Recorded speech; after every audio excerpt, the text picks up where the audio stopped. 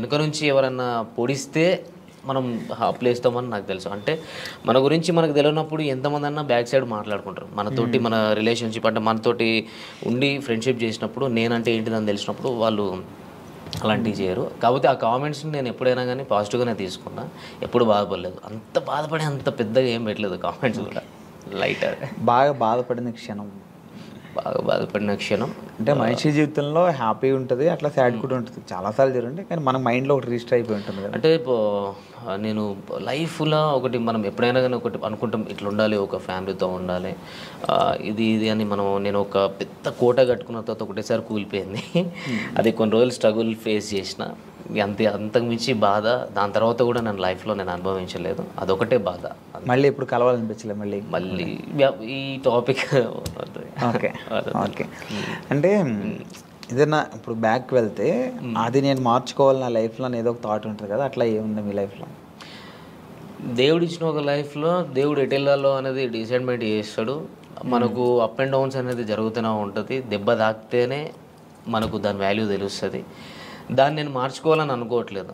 నేను దెబ్బ తినాలి ఎవ్రీ టైం. ఇప్పటికి కూడా నేను ఎప్పుడు స్ట్రైట్గా వెళ్ళాలని లేదు, అప్ అండ్ డౌన్స్ తోటే వెళ్ళాలని నా లైఫ్ అనుకుంటున్నా అంతే. మార్చుకోవాలి, ఇది మార్చుకోవాలి, అది మార్చుకోవాలని లేదు. మనం ముందు ఏమన్నా గోల్ పెట్టుకుంటే దాన్ని స్ట్రైట్గా ఫాలో అయ్యి దాన్ని కరెక్ట్ రీచ్ కావాలి. ఇది మాత్రం చేసుకోగలగాలి. కానీ మన లైఫ్ని మార్చుకోవాలంటే ఈ గోల్నే మనం ఏదైతే అనుకున్నామో ఆ సక్సెస్తోనే మార్చుకోవాలి అంతే.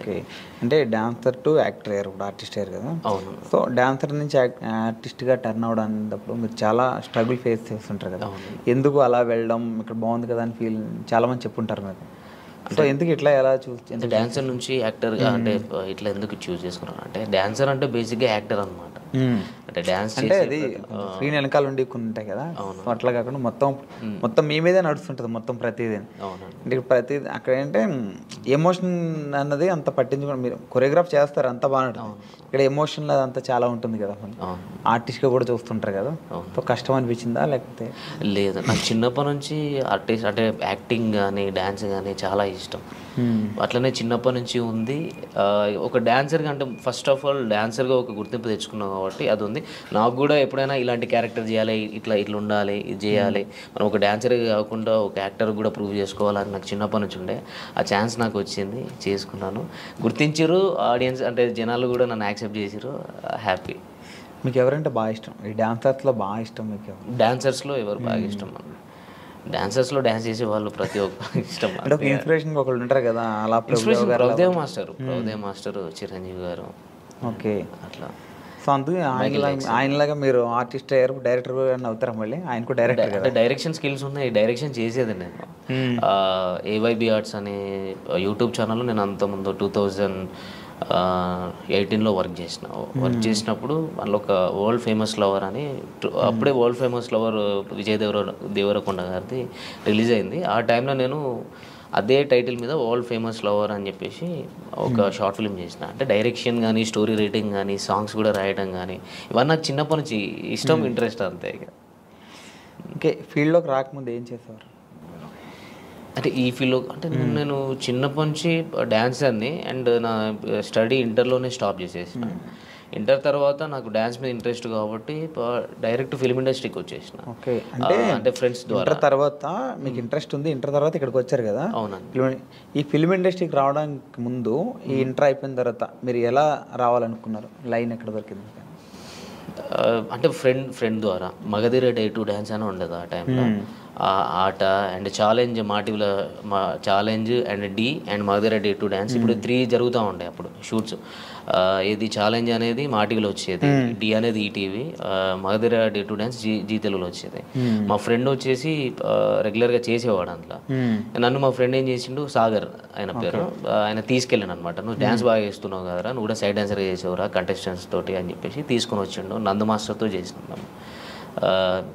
దాని నుంచి మెల్లగా శోభన్ మాస్టర్ అని చెప్పేసి హైదరాబాద్లో ఉండదు దిల్సుఖ్ నగర్లో, ఆయన రాకేష్ మాస్టర్ని పరిచయం చేయించిండు. మన రాకేష్ మాస్టర్ ఉన్నారు కదా, ఆయనను పరిచయం చేయించి ఇట్లా స్టూడెంట్స్ ఉన్నారు మాస్టర్, మీ దగ్గర పెట్టుకోండి, ఈవెంట్స్ కానీ ఏమైనా ఉన్న వాళ్ళు అన్నీ చేస్తారు అని చెప్పనంటే, వాళ్ళ తరపు నుంచి మేము బోరబండలో ఉండే అప్పుడు రాకేష్ మాస్టర్ గారు.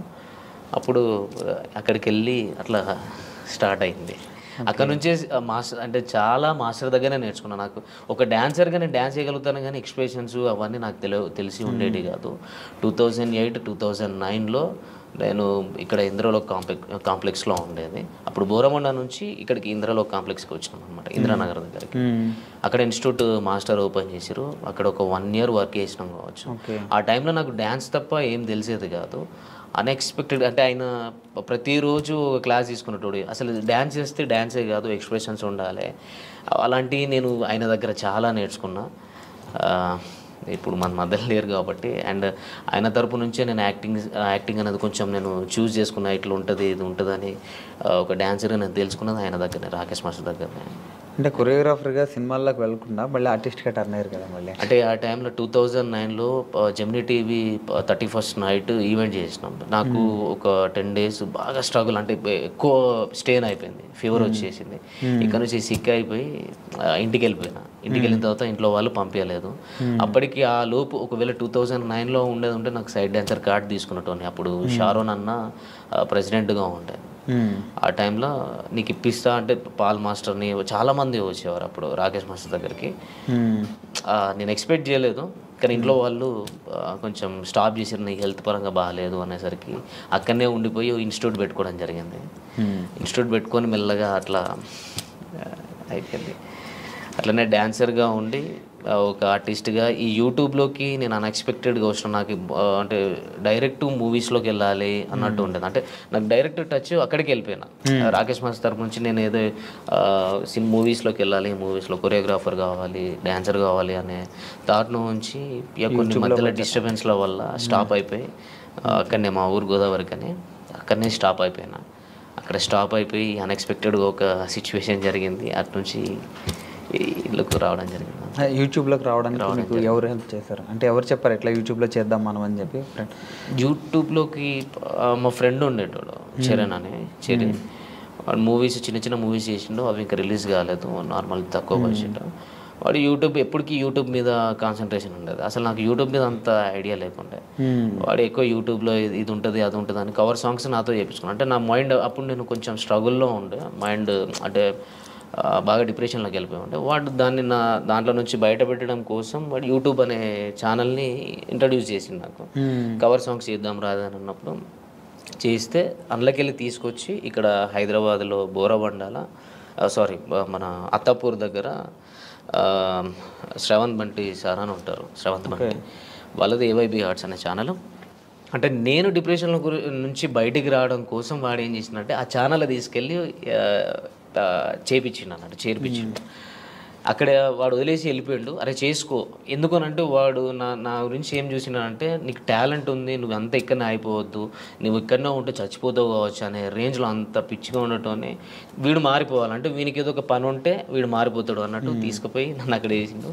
అక్కడ నాకు డ్యాన్స్ నేర్పిమని సార్ చెప్పారు. ఆర్టిస్టులు వస్తూ ఉంటారు, వాళ్ళకి డ్యాన్స్ చెప్పండి మీరు అని చెప్పి అన్నారు. మంత్లీ ఇంత మీకు పేమెంట్ ఇస్తా అది ఇది అని చెప్పానంటే అది యాక్సెప్ట్ చేసిన. తర్వాత నీ లోపల యాక్టింగ్ స్కిల్స్ ఉన్నాయి టోనీ, నువ్వు కూడా షార్ట్ ఫిల్మ్స్ చేసుకోవచ్చు, వెబ్ సిరీస్ చేద్దాం అని అంటే అన్ఎక్స్పెక్టెడ్ సరే ఓకే అని ట్రై చేసిన. అంటే నాకు యాక్టింగ్ చేయాలని చాలా ఇంట్రెస్ట్ ఉండే ఆ టైంలో. అనుకోకుండా చేసేసిన. టోనీ నువ్వు డాన్సరే కాదు, నువ్వు యాక్టర్ కూడా, నువ్వు అయితే ఏదో ఒక రోజు మంచిగా ఉంటుంది అది అని చెప్పని అన్నారు. మళ్ళీ అన్ఎక్స్పెక్టెడ్ అంటే ఇది మూవీ వర్షన్ నుంచి యూట్యూబ్ నుంచి ఫోక్ ఇండస్ట్రీకి ఇక రఘుజాన్ అన్న ఫ్రెండ్ వాడు కొరియోగ్రాఫర్. వాడు అన్ఎక్స్పెక్టెడ్గా నువ్వు వచ్చి సాంగ్ చేయాలని చెప్పని అన్నాడు. చలో చలో కమలమ్మ సాంగ్ చేశాను. అప్పుడు కూడా నాకు ఇంట్రెస్ట్ లేదు, అన్ఎక్స్పెక్టెడ్ చేసిన, అది సక్సెస్ అయింది. వెంటనే అదే ప్రొడ్యూసర్ నాకు కాల్ చేయడం జరిగింది. చాలామంది నంబర్స్ తీసుకొని ఇట్లా టోనీ బాగా చేస్తున్నాడు ఫోక్ ఇండస్ట్రీలో, ఆయన చేసిన సాంగ్ ఫస్ట్ సాంగ్ బాగుంది అన్నట్టు అట్లా మెల్లగా నాకు ఛాన్సెస్ వచ్చినాయి అన్న. అట్లా వచ్చింది యూట్యూబ్లో. ఇప్పుడు మీ real name Vinayakanth. Okay, Vinayakanth నుంచి టోనీకి ఎట్లా మారారు? అంటే నా చిన్నప్పటి నుంచి పేరు టోనీ.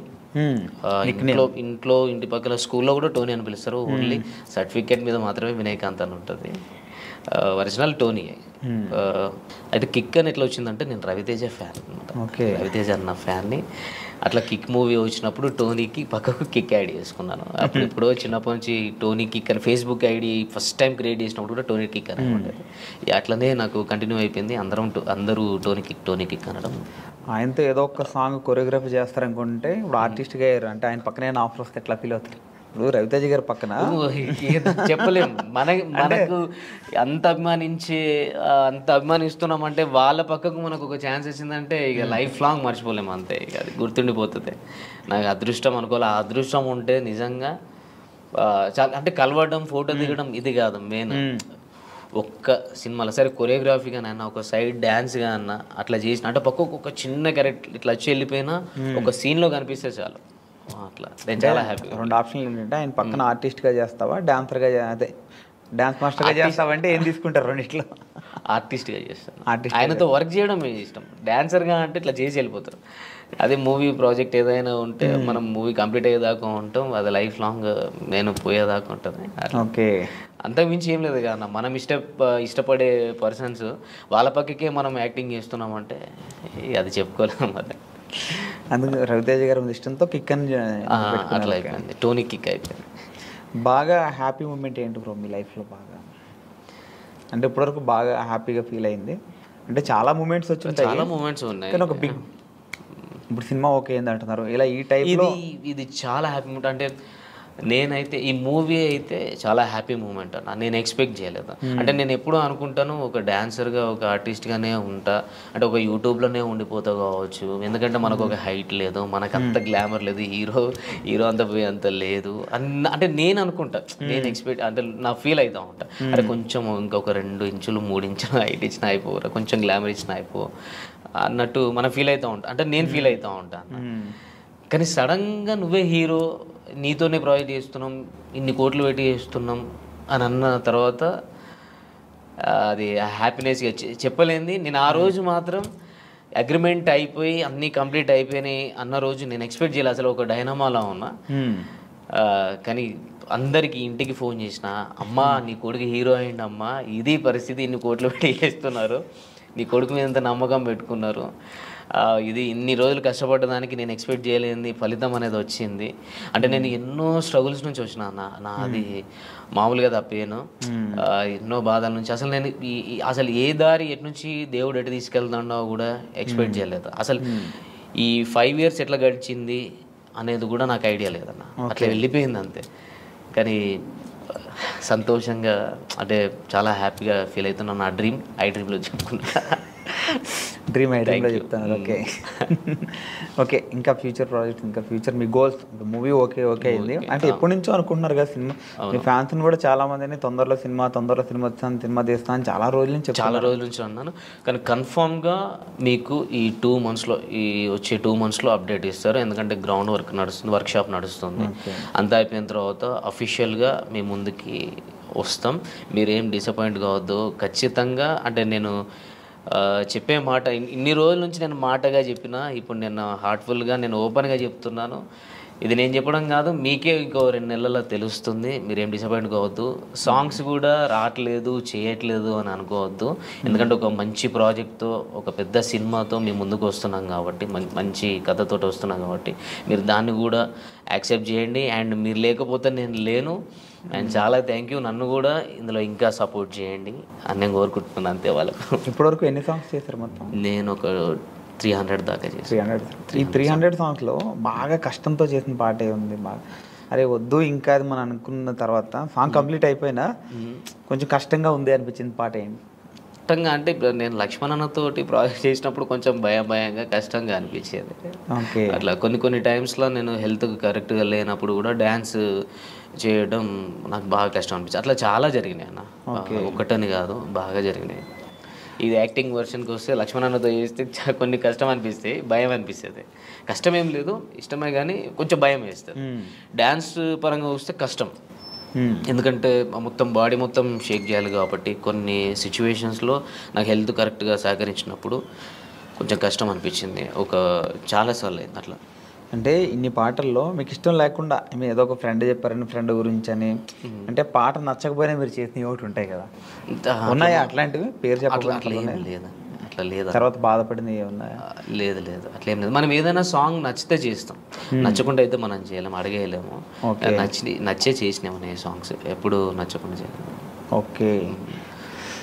అంటే కొంతమంది ప్రొడ్యూసర్స్ కూడా అంటే అంటే పాట హైప్ పోతుంది అనే నమ్మకం కాకుండా మీడియంలో ఉంది, ఒకటి హైప్లో ఉంది, అంటే మొత్తం పూరా డల్గా ఉంటే మాత్రం లేదన్నా ఇలా లేదు అని చెప్పగలుగుతా. కానీ నన్ను కన్విన్స్ చేసి నేను ఇష్టం లేకుండా చేసిన ప్రాజెక్ట్ అయితే ఏది లేదు, అన్ని ఇష్టం ఉండే చేసేసిన. కొంతమంది నెగిటివ్గా కామెంట్లు పెడుతుంటారు, వాంటెడ్లీ కావాలని పెడుతుంటారు, అట్లా వచ్చినప్పుడు ఎలా ఫీల్ అవుతుంది? నేను కావాలని పెట్టినప్పుడు దాన్ని నేను ఏం చేయలేనన్న. నేనైతే అసలు ఈ స్టార్టింగ్లో ఎప్పుడో 1 ఇయర్లో అంటే ఈ ఫస్ట్ ఇయర్లో నేను చూసుకున్నా కామెంట్స్, బాధ అనిపించేది. తర్వాత నుంచి అసలు కామెంట్స్ చూడడమే బంద్ చేసిన. తర్వాత మధ్యలో మా ఫ్రెండ్స్ ఎప్పుడు కామెంట్స్ కూడా చూసుకోవాలి, చూసుకుంటే నీ గురించి ఏం నెగిటివ్ ఉందా పాజిటివ్ ఉందా తెలుస్తుంది, దాన్ని నువ్వు క్లియర్ చేసుకోవచ్చు అన్నట్టు కూడా మాట్లాడేది. అట్లా నేను చూసేది. అవన్నీ చూసి ఏమైపోయిందనంటే కామన్ అయిపోయింది నాకు. అంత నెగిటివ్గా తీసుకునే అంత లేదు. తర్వాత నాకైతే ఎవరు ఇదివరకు నెగిటివ్గా పెట్టిర్రో వాళ్ళందరూ పాజిటివ్గా కామెంట్స్ ఇప్పుడు స్టార్ట్ చేసారు, అది నాకు హ్యాపీగా ఉంది. ఓకే. బెస్ట్ కాంప్లిమెంట్ ఏంటి ఇప్పుడు వరకు మీ లైఫ్లో, ఎవరి నుంచి వచ్చింది? బెస్ట్ కాంప్లిమెంట్ నాకు లక్ష్మణ్ అన్న తరపున వచ్చింది. ఓకే. లక్ష్మణ్ అన్న నుంచి వచ్చింది, నా ఫ్రెండ్స్ తరపు నుంచి వచ్చింది, బబ్లు గారు కానీ రఘుజాన్ గారు కానీ వాళ్ళ తరపు నుంచి వచ్చింది. కానీ లక్ష్మణ్ అన్న అంటే ఆయన నేను ఒక యూట్యూబ్ జక్కన్నగా చూస్తాను. అంటే ఆయననే అంటే నాకేం పూర్తిగా తెలియదు కదా, నా యాక్టింగ్ స్కిల్స్ ఉన్నాయి అంటే నేను చేయగలుగుతా అని ఆ నమ్మకం పెట్టుకొని ఆయన ఇట్లా చేయాలి అట్లా చేయాలి అని చెప్పని అన్నాడు. అయినా ఒక మంచి కాంప్లిమెంట్ అన్న. ఒక టైంలో దీన్ని ఒకసారి అన్నాడు,